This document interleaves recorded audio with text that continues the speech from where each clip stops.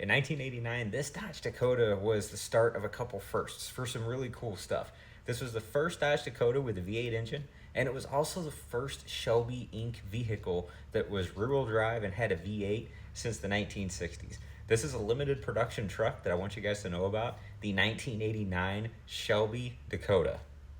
What's neat about this is a 1 year only truck, like what I said. So they made roughly 1,500 units, about 1,000 of them in the red color, and roughly 500 of them in the white color that you see above.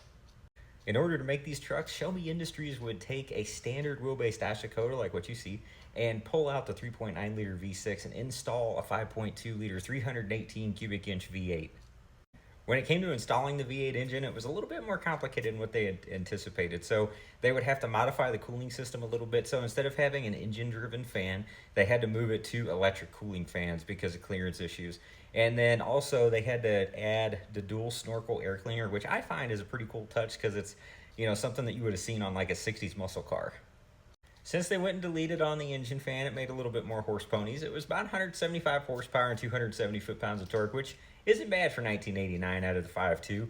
This was mated to a 4-speed automatic transmission. They had a 391 rear gear ratio, which is pretty cool. 0 to 60 was roughly 8.7 seconds, and it would clock a quarter mile at 16.5 at about 82 miles an hour. On the outside of the truck, these things were actually pretty cool looking. So you had Shelby graphics all around, badging, nomenclature. You knew you were driving a Shelby Dakota, we'll just put it that way.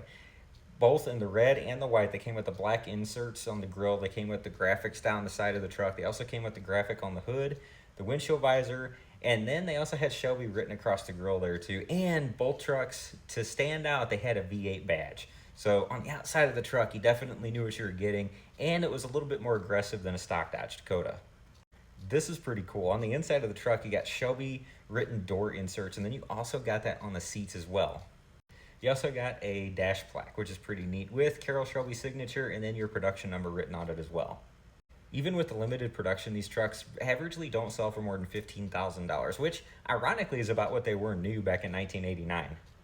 And there you guys have it, the Shelby Dakota, a neat little truck they made in the late 80s that was V8 powered. It's got Carroll Shelby stuff all over it, which is pretty neat. I absolutely dig the graphics design over the whole truck, and it'll definitely turn heads at car cruises, cars with coffees, and what have you. It's just a neat little truck that I wanted you guys to know about. Thank you guys so much for watching, and we'll catch you on the next one.